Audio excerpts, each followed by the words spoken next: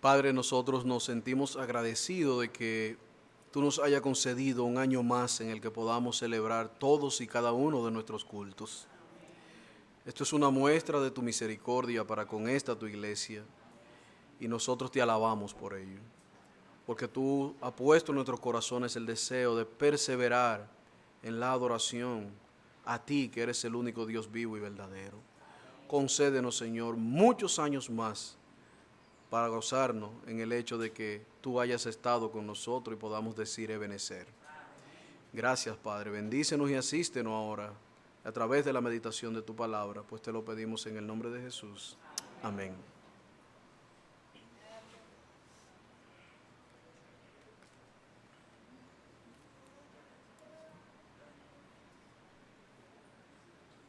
Bien, hermanos, nosotros vamos a concluir en el día de hoy con el tema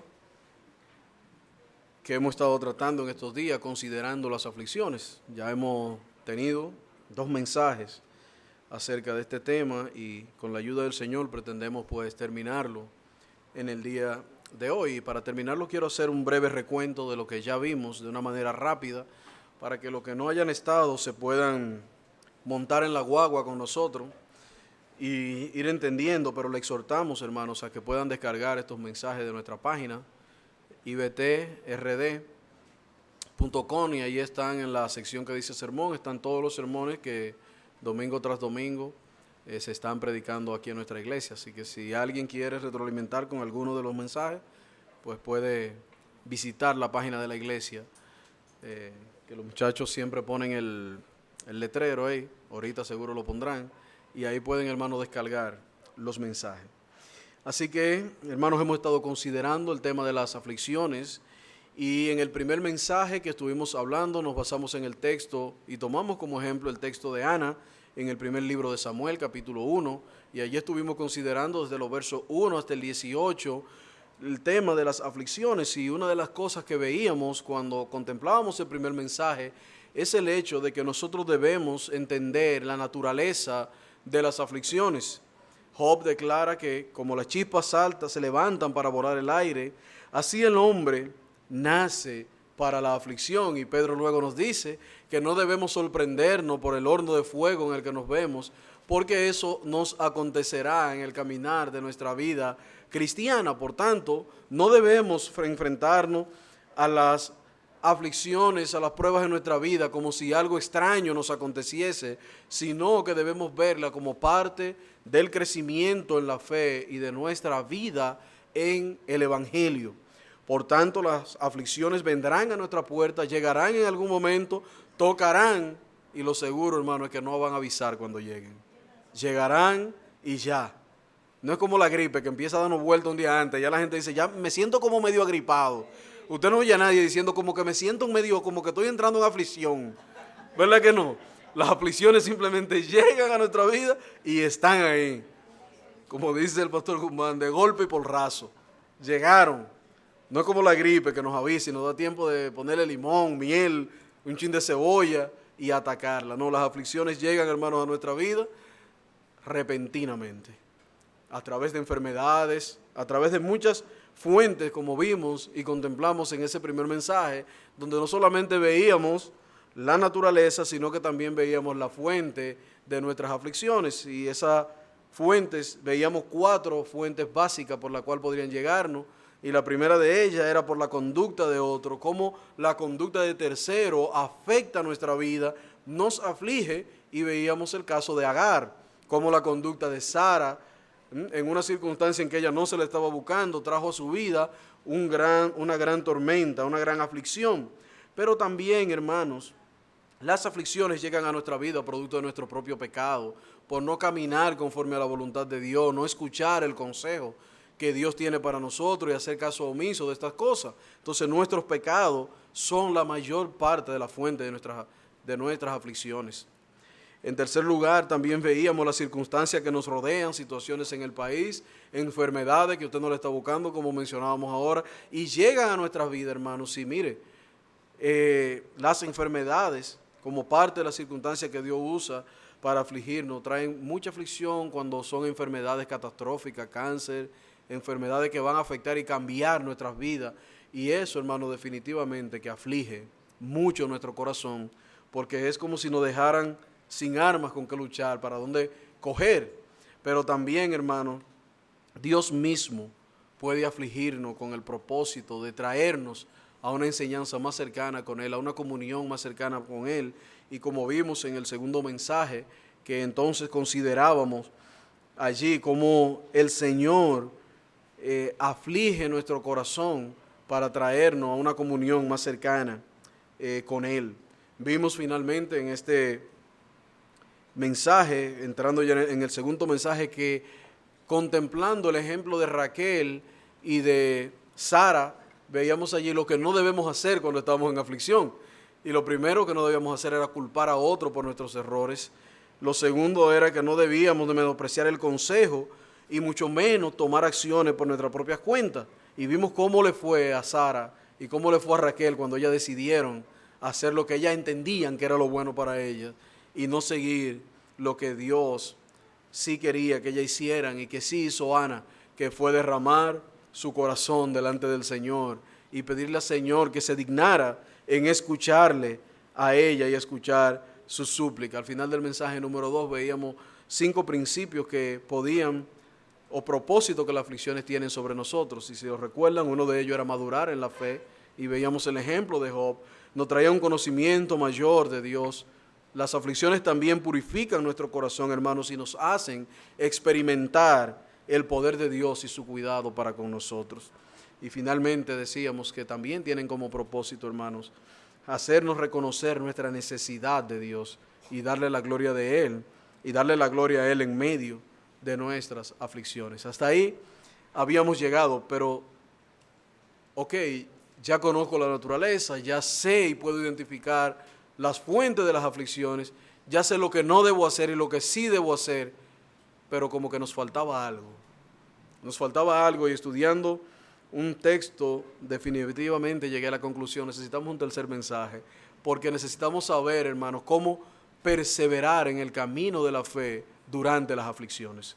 Ya estamos en ella y sé cómo identificarla, conozco su naturaleza, sé lo que producen en mí, pero hermanos, ¿cómo permanezco firme en las aflicciones sin ceder o sin caer en las tentaciones del maligno? Así que esta pregunta es muy importante para nosotros, porque en el mismo ejemplo de Ana, nosotros vemos cómo ella estaba en una encrucijada. Ana no encontraba para dónde coger, la solución de su problema no estaba en su mano. Y hasta vemos a su marido tratando de animarla y le pregunta: ¿por qué lloras? ¿Por qué no comes? ¿Por qué está afligido tu corazón? ¿No te soy yo mejor que 10 hijos? Él estaba tratando de animarla y tal vez de hacerla perseverar en medio de su aflicción. Pero muchas veces, hermanos, nosotros estamos en la aflicción y no encontramos solución. Perdemos la esperanza, nos desesperamos, llegamos al límite, como quien dice: bueno, ahora sí ya, no sé qué va a pasar. Y en ese momento entonces nosotros debemos pensar cómo perseverar, y debemos hacernos la pregunta: ¿cómo mantenerme firme como Ana se mantuvo firme en medio de su aflicción, hermanos? Y uno de los principios que le mencionaba y que no quisiera que olviden es que para Ana mantenerse firme en la aflicción no era una opción, hermanos. Para ella no era una opción. Era un asunto de convicción y de confianza en Dios. Para Ana mantenerse firme no era un asunto, una opción. Era un asunto de convicción y mantenerse firme en ello. Entonces, ¿cómo nosotros podemos permanecer firmes en medio de la aflicción? Acompáñenme al primer libro de Pedro, la primera carta de Pedro, capítulo 5, verso 6, y leamos hasta el verso 11.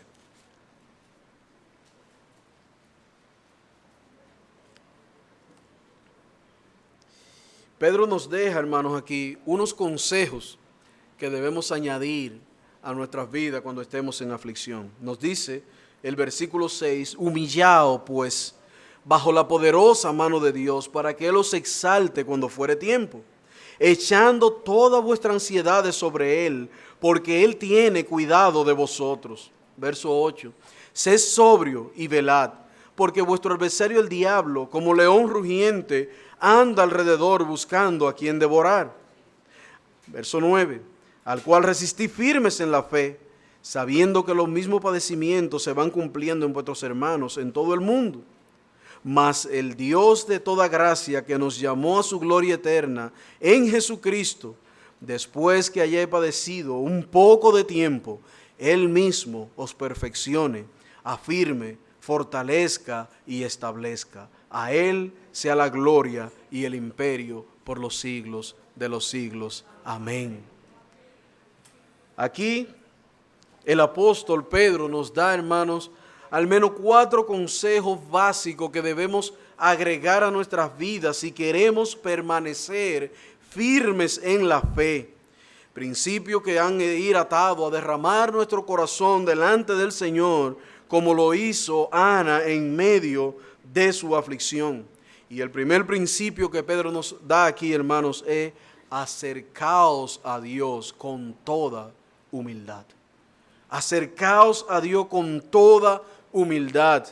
El verso 6 dice: humillaos bajo la poderosa mano de Dios. Solo aquellos que han sido capacitados con la gracia de la humildad en sus corazones pueden humillarse delante del Señor. Y esto es bien importante, hermano, cuando nosotros nos acercamos delante del Señor, porque muchas veces venimos ante el Señor con una muy mala actitud.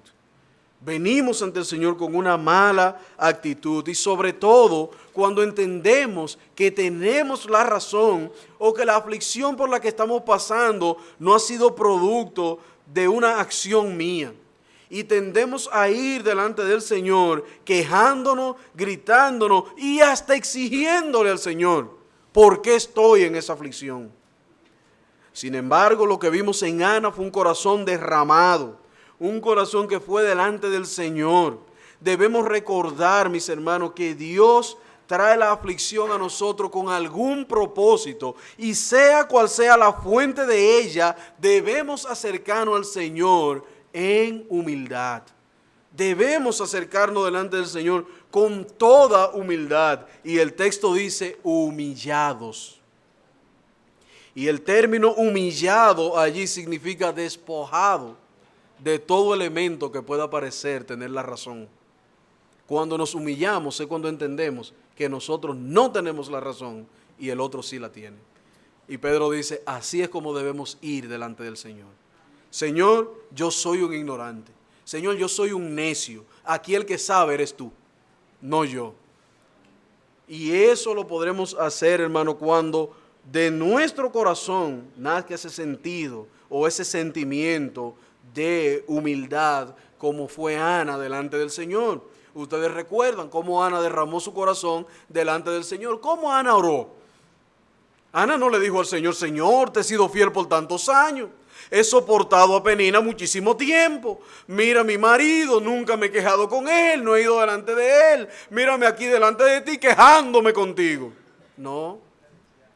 El corazón de Ana fue un corazón humillado delante del Señor. Y dijo: si te dignares a mirar la aflicción de tu sierva. Hermana, Ana sentía que ella no era digna de la mirada del Señor. Ella sentía que no era digna de la mirada del Señor. Como aquella oración: Señor, no soy digno ni siquiera de mirar a ti. Ella entendió que si recibía alguna bendición o alguna buena dádiva de parte del Señor, no era porque en ella hubiera algo bueno, sino porque Dios expresara su misericordia para con ella. Por tanto, eso la llevó a ir a ella con humildad delante del Señor. Si te dignares en mirar la aflicción de tu sierva, y te acordares de mí, y no te olvidares de tu sierva, y dieras a tu sierva un hijo varón, yo lo dedicaré a Jehová todos los días de su vida, y no pasará navaja sobre nuestra cabeza.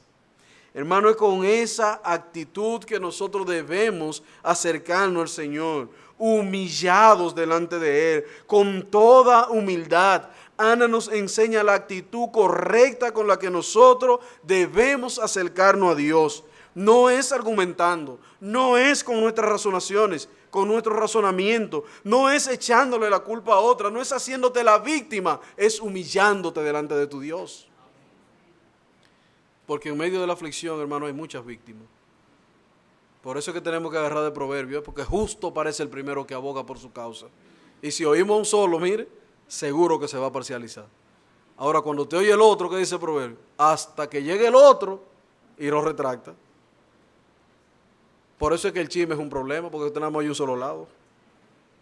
Es un problema, tenemos ahí un solo lado. Y todo el que habla primero es como el que pelea, el que dio adelante lleva ventaja. Hermanos, así es en nuestra vida. A veces argumentamos mucho al Señor cuando lo que tenemos es que humillarnos ante Él. Humillarnos. A veces en la aflicción estamos preocupados porque otros reconozcan lo que estamos haciendo. Estamos preocupados porque los demás vean que algo estamos haciendo. No te preocupes por eso, mi hermano. Humíllate delante de Dios y Él te exaltará cuando fuera el tiempo, no antes de tiempo. Por eso es que la batalla la peleamos ¿cómo? De rodillas. Por eso es que orar de rodillas es tan bueno. No es porque sea una fórmula mágica, es porque nos humilla delante del Señor. Es porque nos humilla delante del Señor. Santiago capítulo 4, verso 6, vamos allá.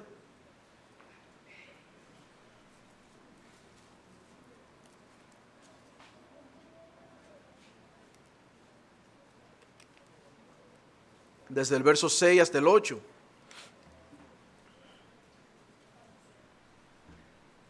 Santiago capítulo 4, verso 6.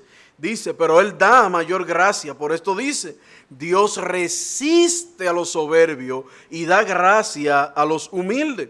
Someteos pues a Dios. Resistid al diablo y huirá de vosotros. Acercaos a Dios y Él se acercará a vosotros. Pecadores, limpiad las manos. Y vosotros los de doble ánimo, purificad vuestros corazones. Si te acercas a Dios con una actitud soberbia, ¿sabe qué va a pasar? ¿Sabe qué vas a encontrar? Aborrecimiento de parte de Dios para ti. Porque solo a los que van humillados, al corazón contrito y humillado, como dice Miqueas, Dios no lo desprecia. Pero a los soberbios, ¿qué dice Él? Lo resiste. Hermano, y usted sabe bien cuando usted decía, ¿verdad? Yo espero que ya no lo diga, no resisto a fulano. Es que usted no quería saber, como que no lo aguanta. Yo espero, hermano, que ya no digamos eso, ¿verdad? Pero cuando hablamos de resistir, lo entendemos. Entendemos rápidamente el término. Cuando usted no resiste a alguien, es que usted no quiere verlo, es que usted no lo aguanta, es que su presencia únicamente lo hace sentir incómodo. Hermano, esa es la actitud del Señor con los soberbios. Lo resiste, no quiere verlo. Es como, mira, quítamelo rápido de ahí. Quítamelo. Mira, te está buscando fulano. Mira, dile que yo no quiero verlo, que antes que yo salga, más le vale que se vaya. Esa es la actitud del Señor para con los soberbios. Pero hace un llamado aquí mismo, pero Él da gracia a los humildes. Y vuelve el término de Pedro. Sométete pues a Dios. La sumisión de nosotros a Dios en medio de la aflicción implica humillación. Reconocer que no tenemos la razón en nada y darle a Dios toda la razón. Por ello Pablo dice, humillaos bajo la poderosa mano de Dios. A partir del verso 8 dice, acércate a Dios y Él se acercará a vosotros. Y pecadores, limpiad sus manos. Y lo de doble ánimo, purificad vuestros corazones. Y el llamado de Santiago aquí es porque muchos vienen delante del Señor con una aparente humillación.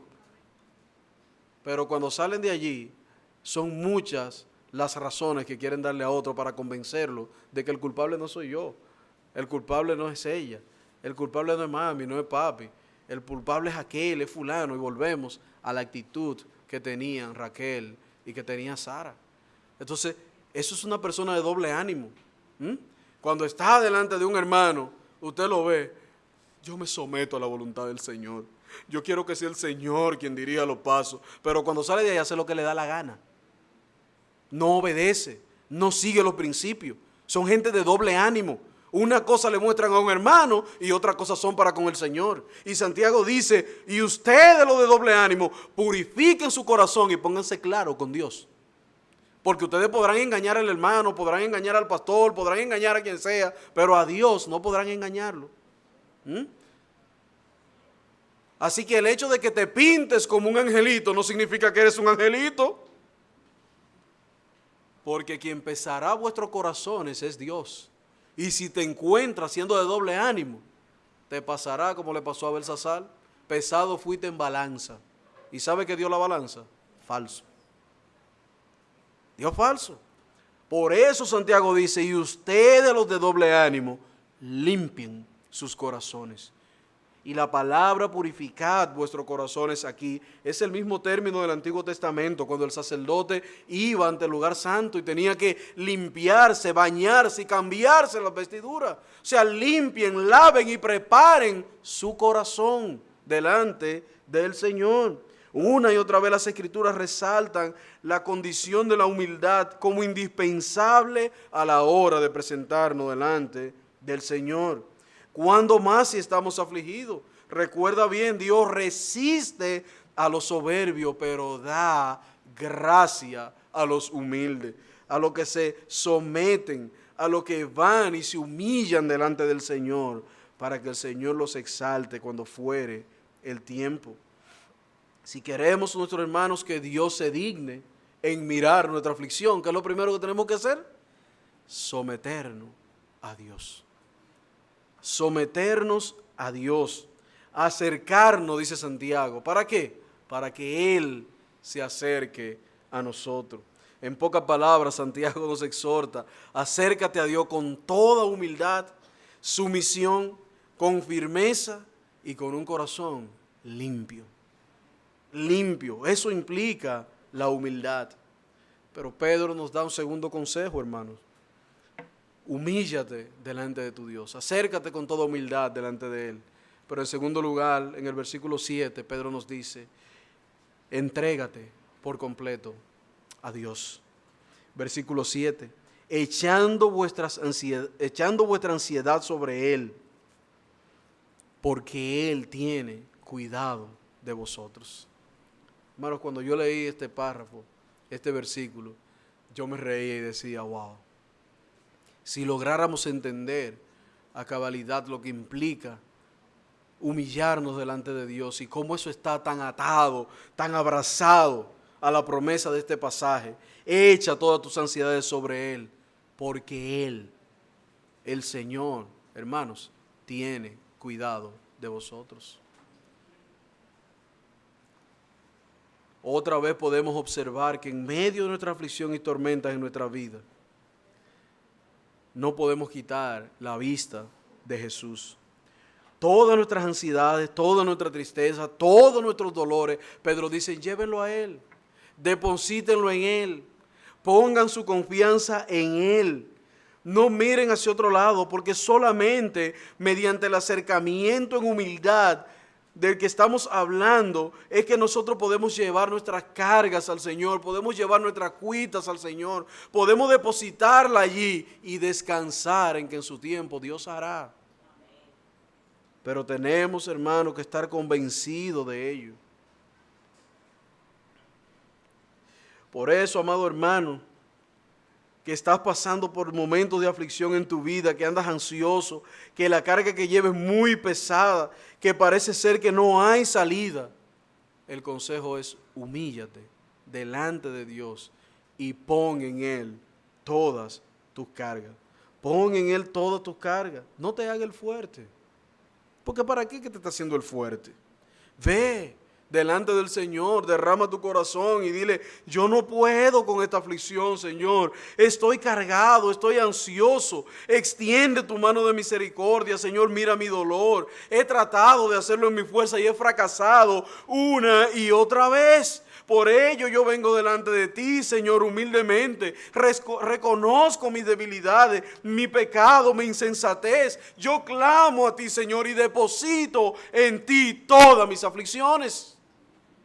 ¿Por qué, hermanos, querés ser el fuerte? Ve delante del Señor.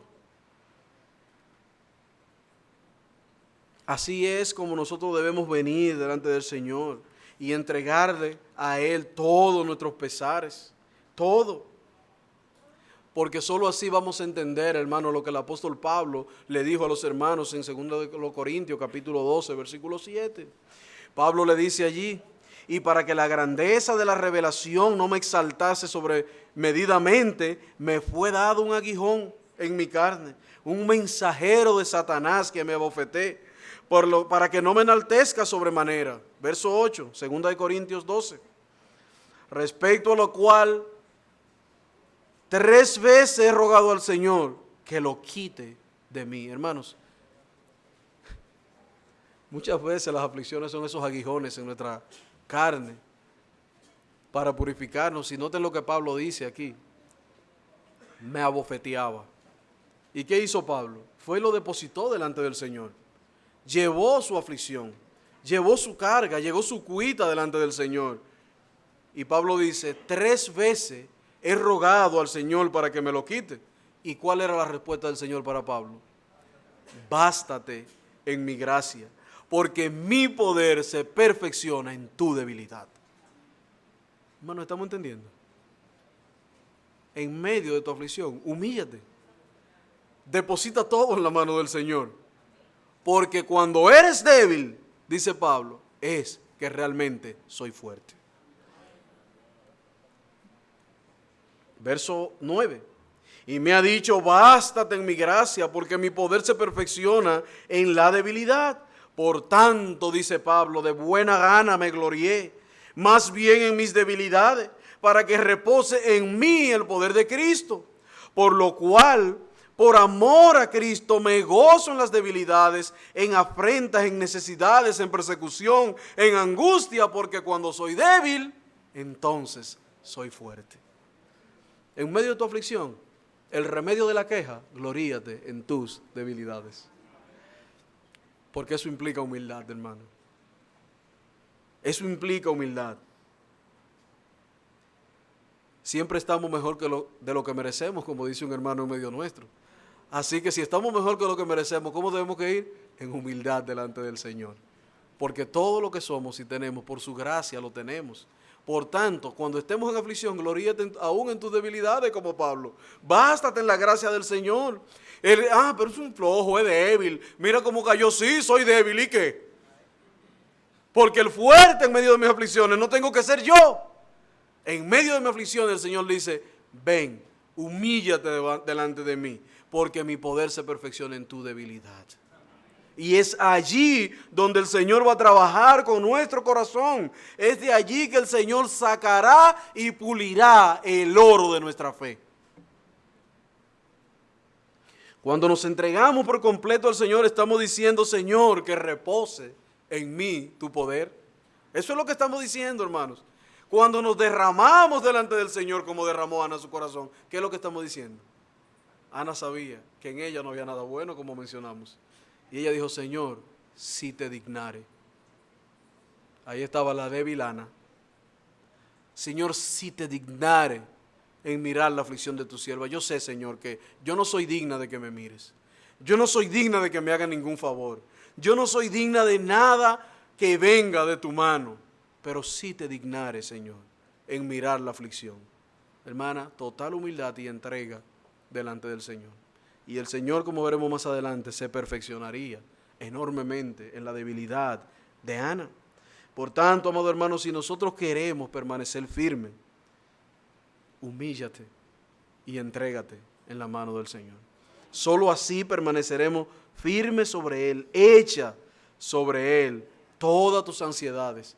Porque Pedro dice, señores, recuerden una verdad que tienen que grabar en sus mentes. El Señor tiene cuidado de sus hijos. El Señor tiene cuidado de ti. No porque yo te lo digo para animarte y crear un estado de ánimo positivo en ustedes. No, es porque el Señor mismo dice, eche sus ansiedades sobre mí porque yo tendré cuidado de ustedes. Cuando el Señor Jesucristo dijo, nadie los arrebatará de mi mano. El Padre que me lo ha dado mayor es que todo. ¿Qué está diciendo, hermanos? Que su cuidado va más allá de lo que nosotros pensamos y creemos. El Salmo 34, versículo 4 dice, busqué a Jehová y Él me oyó. ¿Y qué pasó?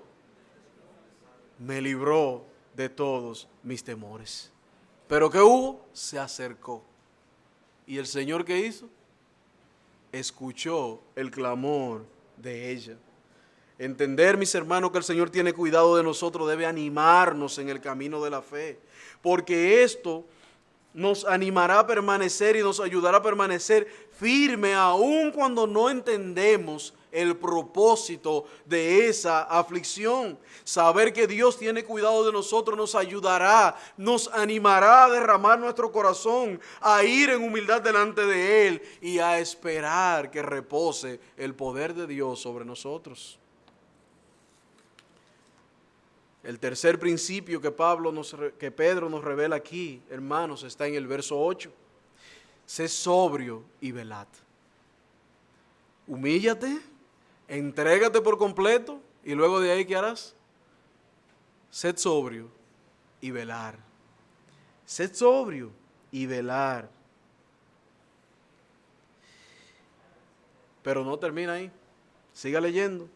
Sed sobrio y velad, porque vuestro adversario el diablo, como león rugiente, anda buscando a quien devorar. Verso 9. Al cual resistí firmes en la fe, sabiendo que los mismos padecimientos se van cumpliendo en vuestros hermanos en todo el mundo. Y es interesante como Pedro lo plantea aquí, hermanos, porque observen, él dice, velen, sean sobrios y velen. ¿Pero por qué?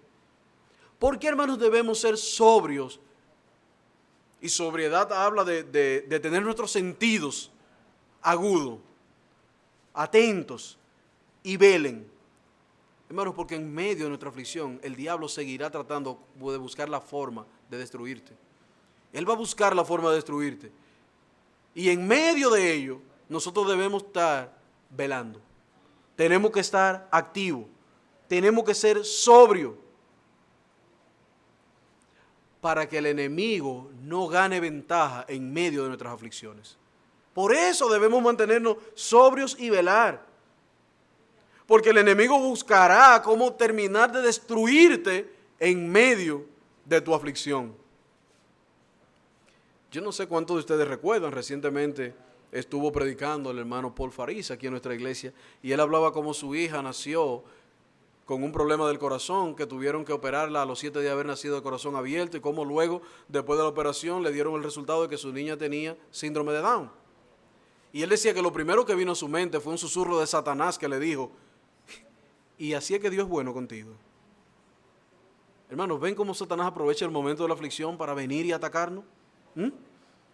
Cuando nos enfermamos y tenemos familiares que por años han estado en medio de la iglesia y de repente le sale un cáncer, y que viene el diablo y le dice, viste, Dios no es tan bueno contigo, no es como te dicen, Dios es malo, mira cómo a pesar de tu fidelidad para con Él, mira cómo te ha tratado el Señor, perdiste el trabajo, te está yendo mal en la vida, los negocios te están yendo mal, ¿ves? Servirle a Dios no es una buena ventaja. Por eso Pedro dice, sean sobrios y estén atentos y velando, para que el enemigo no tome ventaja sobre nosotros. Por eso debemos mantenernos. Debemos mantenernos sobrios, hermanos, velando, orando sin cesar, para que nuestras oraciones no tengan estorbo y Satanás no gane la mínima ventaja en el momento de la aflicción. Porque, hermanos, Él vendrá. Mire, de por cierto que Él va a estar ahí acechando el mínimo descuido para donkeárnosle en la cara, esperando el mínimo descuido de la defensa. Hermanos, debemos mantenernos sobrios y velando para que el enemigo no gane ventaja. Y a veces, hermanos, somos muy simples con esto. Somos muy simples porque muchas veces preferimos escuchar el consejo de nuestros amigos impíos que lo que la palabra nos está mandando a decir. Porque los impíos tienen su manera de pensar, hermanos. Tienen sus propias cosmovisiones en la vida. Y cuando estamos pasando por aflicción y estamos cerca de impíos, hermano, esa es la primera ventana que Satanás usa para atacarte. En medio de la aflicción, por una situación familiar, con tu esposo, y la vecina es la primera que te dice, yo no me le someto a hombre, por eso yo estudié, para no comerle a nadie. Hermanas, y ustedes le prestan oído a eso. Sí. He escuchado como algunos hombres le han dicho a otros, que miren mi hermano, en mi casa el que manda soy yo, se somete o hace un deber. Y nosotros vamos a la casa queriendo aplicar la misma regla que los impíos aplican para su casa. ¿Y saben qué es eso, hermano? Abrirle la ventana a Satanás para que nos siga atacando en medio de la aflicción. Olvidamos que nuestra guerra no es contra sangre ni carne, sino con ¿qué? Así que, hermanos, cuando un impío te está diciendo algo en medio de tu aflicción, ten mucho cuidado. Filtra muy bien lo que te están diciendo, porque puede ser una forma de tú dejar de velar, bajaste la guardia y dejaste que Satanás entre y complique tu vida. Porque mire, ya ustedes conocen la frase, ¿verdad? El diablo le paga mal.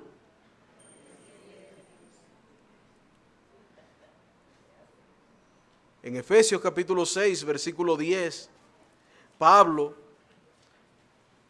nos da o fortalece esta idea. Y dice, por lo demás, hermano mío, fortaleceos en el Señor. No dicen los amigos, y mucho menos los impíos. ¿Verdad que sí? ¿En quién? En el Señor y en el poder de su fuerza. Verso 11. Vestido de toda la armadura de Dios, para que podáis estar firme contra las acechanzas del diablo. Y esos mensajes y esos consejos diabólicos que te dan los amigos, ¿sí? Es para que lo pares en seco y le digas, no, así no es en medio de vosotros. Así no se hace en medio de vosotros. Versículo 12. Porque no tenemos lucha contra sangre ni carne, sino contra principados, contra potestades, contra los gobernadores de las tinieblas de este siglo, contra huestes espirituales de maldad en las regiones celestes. Por tanto, mi hermano, tomad toda la armadura de Dios para que podáis resistir en el día malo y habiendo acabado todo, estar firmes. Pero no termina ahí, versículo 14.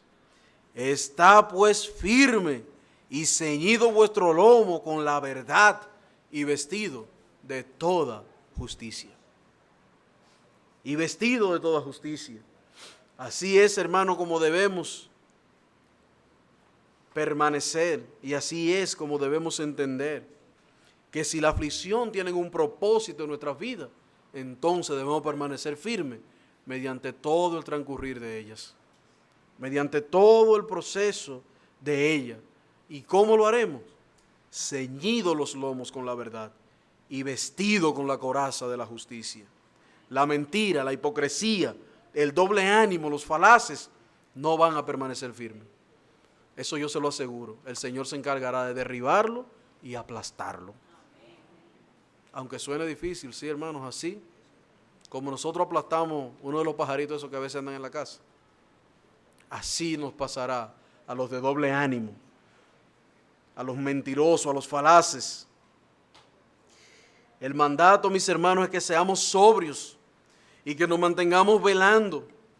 Y el término en hebreo aquí, Gregorio, significa mantenernos despierto, activo, con los ojos abiertos. ¿Se acuerdan cuando el Señor fue con los discípulos? Vamos a orar. ¿Y qué hicieron ellos? ¿Y qué le dijo el Señor? No pudieron haber velado, o sea, no pudieron haber estado despierto, activo, con los ojos abiertos. ¿Para qué? Para que no entre nada ni nadie. Porque la aflicción, mi hermano, es una batalla entre tú y el Señor. Tú, derramado delante del Señor, humildemente para que Él tenga gracia y misericordia de ti. Así, hermanos, podremos perseverar, orar con una mente clara, pero también nos enseña a mirar y fortalecer nuestra fe cuando vemos como otros hermanos y considerando como ejemplo de aflicción a los profetas que sufrieron en otros tiempos, nosotros podemos ser fortalecidos en este camino. Allí, hermanos, es donde vemos cómo el poder del Señor se manifiesta a pesar de nuestras debilidades y nuestros pecados. Pero en cuarto y último lugar, hermanos, consideremos como un principio para mantenernos firmes en la aflicción, el mirar por encima de ellas. Hermanos, cuando solo vemos la aflicción y nos concentramos en la aflicción y en el dolor, entramos en un círculo vicioso y no salimos de ahí. Pedro nos dice, no, tienen que aprender a mirar por encima de sus aflicciones, porque la gloria de las aflicciones está en el resultado. Está en el resultado. Volvamos a Pedro primero, capítulo 5, ahora leamos en el verso 10. Y esto nos ayuda a nosotros, hermanos, a dar un vistazo por encima, por arriba, un poco más allá de nuestras aflicciones. Verso 10 de primera de Pedro 5. Nos dice el texto allí, mas el Dios de toda gracia, que nos llamó a su gloria eterna en Jesucristo, después que hayáis padecido un poco de tiempo. Ahí está la aflicción, ¿verdad? Un poco de tiempo. Volvemos al mensaje número 1, su naturaleza, estarán ahí. ¿Qué dice él después de un poco de tiempo? Él mismo, o sea, el mismo Señor, nos perfeccionará, afirme y fortalezca y establezca. Y al final, ¿qué diremos? A Él sea la gloria por los siglos de los siglos. Tenemos que mirar por encima de las aflicciones, hermano. No podemos quedarnos mirándola allí. Cuando la veamos, entendamos su naturaleza, el propósito de ella, permanezcamos firmes en ella. Pero no podemos permanecer firmes si no estamos viendo el resultado final. Tenemos que ver el resultado final. Junto con este texto, Romanos capítulo 8 nos exhorta Pablo, dice, tengo por cierto que las aflicciones del tiempo presente que no son comparables con la gloria que en nosotros ha de manifestarse. Si me quedo mirando la aflicción, hermano, voy a desfallecer, voy a quedar allí. Pero cuando vengo humillado delante del Señor, el Señor me dice, yo mismo que he traído esa aflicción a tu corazón y a tu vida, yo mismo te voy a perfeccionar, yo mismo te voy a afirmar, yo mismo te voy a establecer y te mostraré que la gloria que hay en ella es mucho más grande que lo que estás sufriendo. Entonces, hermanos, cuando vemos eso, nos animamos. Pero si nos quedamos mirando la aflicción y nos quedamos fijas en ella allí, vamos a desfallecer. El Salmo 34 que mencionábamos ahorita vuelve y cita en el mismo tenor. Dice el salmista, busqué a Jehová y Él me oyó y me libró de todos mis temores. Los que miraron a Él fueron, ¿qué? Alumbrados. Y su rostro no fueron avergonzados. Este pobre, y aquí que habla, humildad, humillación delante del Señor, clamó, se acercó, ¿y qué hizo? Y Jehová lo oyó y los libró de todas sus angustias. Y le agrega el versículo 7 diciendo, el ángel de Jehová acampa alrededor de los que le temen. ¿Y qué hace? Y los defiende. Grábate eso, hermano. Te defiende, te cuida, te guarda. Te guarda. Cada uno de estos textos, hermanos, nos enseñan a nosotros que debemos levantar la vista en medio de nuestra aflicción. Hacer lo que debemos hacer, derramar nuestro corazón en humildad delante del Señor. Y Él, que es poderoso, sabio, justo y bueno, nos exaltará cuando fuere tiempo. Pero en el tiempo ¿de quién? De Él, no en el de nosotros. Él nos exaltará cuando fuere tiempo. El que nos llamó a su gloria eterna, dice el texto, en Jesucristo. Después que hayamos padecido, ¿qué va a hacer? Nos establecerá, nos afirmará, nos fortalecerá. ¿Para qué? Para que a Él sea la gloria y el imperio por los siglos de los siglos. Dios obrará, hermano, mucho más allá de nuestro entendimiento y tiene que aprenderte eso. Tiene que grabártelo. No puedes someter a Dios a tu pensamiento, a lo corto de tu mente, a lo corto de tu vista. Tienes que aprender a ver mucho más allá de ello, porque Dios obrará más allá de nuestro entendimiento a fin de cumplir su propósito en nosotros. Pero cuando nuestra visión se vea corta, hermanos, remontémonos a las promesas que el Señor nos ha dado en medio de la aflicción. Remóntate allá. En el versículo 8 del Salmo 34 dice, gustad y ver qué bueno es Jehová, dichoso el hombre que en él confía, temed a Jehová vosotros sus santos, pues nada faltará a los que le temen. Nada. Hermanos, si nada es nada, ni en la aflicción, ni en ninguna circunstancia. Pero vean cómo dice el Salmo, gusta, prueba. Cuando degustamos algo, ¿cómo nos sentimos? Oye, pero esto sí está bueno. Así es que el salmista dice, prueben al Señor así, desgústenlo, pruébenlo, saboréenlo. ¿Y cuál fue la respuesta al final después de saborearlo? Es bueno. Gustad y ved que Jehová es bueno. ¿Se acuerdan de Ana? Volvemos a Ana. No suelten a Ana porque le voy a dar a Ana hasta que terminemos con las aflicciones.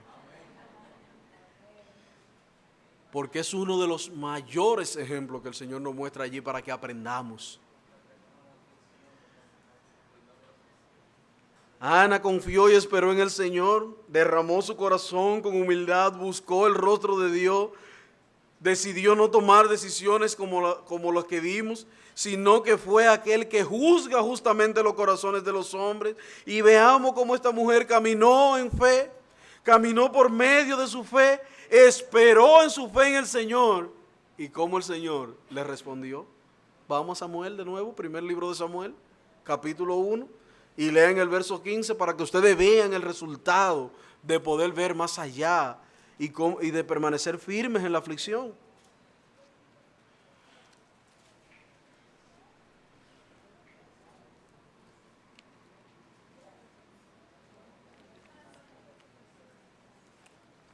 Y leamos desde el 15 hasta el 19.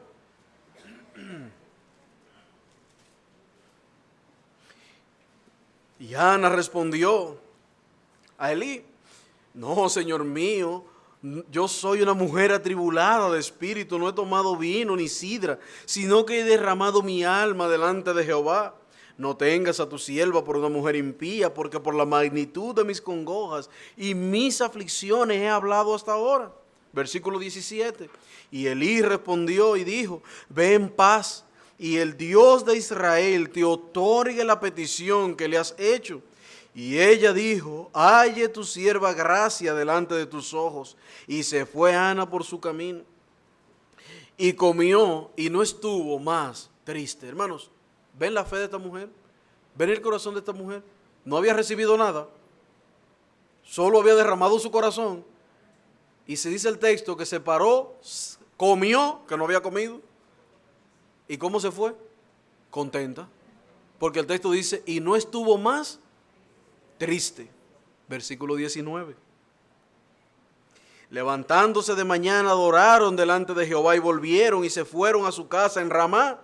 Y Elcana se llegó a Ana su mujer y Jehová se acordó de ella. Y Jehová se acordó de ella. Pero hermanos, aquí hay algo bien interesante. Ahí nació Samuel, pero Ana no se quedó con el muchacho. Recuerden en el versículo 14 cómo ella había dicho que si te dignare y viere, ¿qué iba a hacer con el muchacho? Lo dedicaría a Jehová. Así que cuando llegó el tiempo de subir, Ana le dijo a su marido Elcana, vete porque yo voy a durar hasta que deteste el muchacho, y cuando deteste el muchacho lo llevaré. Cumplió su promesa. Hermanos, si pudiéramos preguntarnos, pero ¿y cómo? Yo no entiendo. Ora tanto por un muchacho. Entonces cuando le dan al muchacho lo lleva al templo y ya no lo va a tener. Como que no se entiende, ¿verdad? Pero Ana había hecho una promesa delante del Señor. Y aunque sea su único hijo, ella lo iba a dedicar a Jehová porque eso fue lo que ella prometió. ¿Qué nos enseña eso, hermanos? En la aflicción es muy fácil prometer, pero es difícil cumplir. Así que ten cuidado con lo que tú prometes cuando estás en medio de la aflicción, porque el Señor espera que tú cumplas. Y nos gusta mucho, Señor, si tú me libras de esta aflicción, mira, no dejo de ir a la iglesia jamás. Y a los 3 meses tenemos que ir a tu casa a buscarte, porque hace rato que no viene a la iglesia. Señor, esta vida de oración que he desarrollado durante mi aflicción, te prometo, Señor, que no voy a dejar de orar. Y desde que te sacan de la aflicción, hasta los hijos tienen que acordarte que hay que orar porque se te olvidó. Señor, si tú me provees para tus necesidades, no me robaré más el diezmo. Y después que traerte y date otra charla del diezmo, porque aun cuando te prosperaron, eres dura de corazón o duro de corazón para darlo. Hermano, en la aflicción tendemos a prometer mucho. Cuidado con lo que prometes, porque Dios espera que tú cumplas. Ana cumplió su promesa. Ana detestó a Samuel, lo llevó, se le entregó a Elí, y ese muchacho vivió allí el resto de su vida. ¿Y qué profeta usó Dios a este hombre? ¿Cómo Dios lo usó? Pero hermano, Dios tenía grandes cosas para Ana. Y cuando hacemos lo que Ana hizo delante del Señor y vemos estos principios que Pedro nos aporta, ¿saben qué pasará con nosotros, hermanos? Terminaremos como Ana. Porque Ana no solamente, hermano, llevó a este niño allí y lo ofreció y lo entregó, sino que dice ella, no estuvo triste. Ana no estuvo más triste. Y el capítulo 2 nos demuestra a nosotros lo que es confiar y esperar totalmente en el Señor, porque si algo Dios hizo con Ana fue que la perfeccionó, la afirmó, hermano, la estableció y la fortaleció. Por eso el capítulo 2 del primer libro de Samuel, ¿saben cómo se llama? ¿Saben cómo lo titulan los escritores? El cántico de Ana. ¿Y saben qué dice Ana en su cántico? Véanlo en el versículo 1.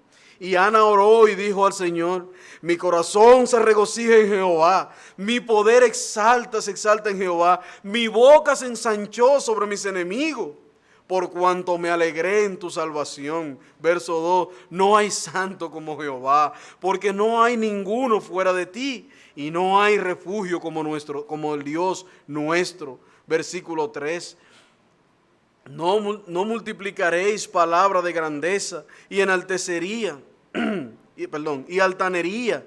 Cesen las palabras arrogantes de vuestra boca, porque el Dios de todo saber es Jehová, y a Él, ¿qué? Toca pesar las acciones. Versículo 4, hermano. Los arcos de los fuertes fueron quebrantados, y los débiles se ciñeron de poder. Los saciados se aquilaron por pan, y los hambrientos dejaron de tener hambre, y hasta la estéril. ¿Cuánto fue que dio a luz después de ahí? 7. Y hasta la estéril ha dado a luz 7. Hermano, el Señor sobreabundó en gracia para con Ana. Sobreabundó en gracia para con Ana. Ven el beneficio de permanecer firmes en las aflicciones y en medio de ellas caminar como Dios espera de nosotros. Ana quería uno y dedicarlo al Señor. Lo pidió con humildad, derramando su corazón. Y el Señor le dio mucho más allá de lo que ella entendía o esperaba. Veamos finalmente, hermanos, y más brevemente algunas breves aplicaciones de todo esto. Hermanos, permanecer firmes en medio de la aflicción es algo que tiene que ver mucho con cómo nosotros cultivamos nuestra relación con Dios. Tiene que ver mucho con cómo cultivamos nuestra relación con Dios. Tiene que ver mucho con nuestra vida espiritual. Porque las aflicciones regularmente, hermanos, sacan a flote lo que hay en nuestro corazón. Lo sacan a flote, lo ponen ahí. Recuerda que Dios tiene un propósito con cada aflicción que viene a nuestra vida. Y nosotros debemos procurar, hermanos, buscar el propósito de esas aflicciones. Y cuando no lo encontremos, orar para que el Señor nos muestre lo que Él está haciendo con nuestras vidas. Pero debemos ser pacientes en esperar que Dios trabaje con nuestros corazones. Y mientras somos pacientes en esa espera, Dios espera que permanezcamos firmes, acercándonos en humildad, entregándonos por completo a Él, velando, orando y tratando de ver, hermano, mucho más allá de la aflicción. No te quedes en ellas, porque hay algo mucho más glorioso después de ella. Por eso Pedro termina leyendo, mas el Dios de toda gracia, que nos llamó a su gloria eterna en Jesucristo, después que hallemos, ¿qué? parafraseando nosotros, pasado por la aflicción, Él mismo se encargará, mi hermano. No es nadie que tiene que restituirte. Es que hasta que no me reconozca que se equivocó. Hermano, no te preocupes por el otro. Preocúpate por lo que Dios está haciendo en tu corazón. Porque Él es el que te perfeccionará. Él es el que te fortalecerá, te establecerá. Y cuando eso pase, levanta tus manos y di, a Él sea la gloria y el imperio por los siglos de los siglos. Amén. Oremos. Oh Señor, qué bueno eres tú. Cuando vemos nuestros corazones, nuestras debilidades, ciertamente reconocemos que la única forma en que perseveraremos a pesar de nuestras aflicciones es confiando, esperando en ti y derramando nuestro corazón delante de ti. Para que tú, cuando fuere tiempo, Señor, nos exalte.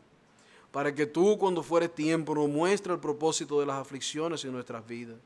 Para que tú, Señor, nos guíe por el camino de la verdad y de la justicia. Para que tú, Señor, nos muestre que en medio de nuestras debilidades es que tú te glorificas, dándonos fortaleza. Porque la fortaleza no está en nosotros, sino en ti, que eres el Dios eterno, el Padre de misericordia y quien nos establecerá al final de nuestras vidas. Oh Señor, ayúdanos a humillarnos delante de ti, a reconocer que no somos nada, que fuera de ti no hay nada en este mundo, Señor. Y que aún en nuestras aflicciones nosotros podamos ver mucho más allá de nuestras narices y podamos, como Ana, derramar nuestro corazón humildemente delante de ti y esperar el tiempo de ella, confiando en que tú, Señor, nos establecerá y nos afirmará conforme a tu misericordia para con nosotros. Guíanos, Señor, en ello, pues te lo pedimos en el nombre de Jesús. Amén.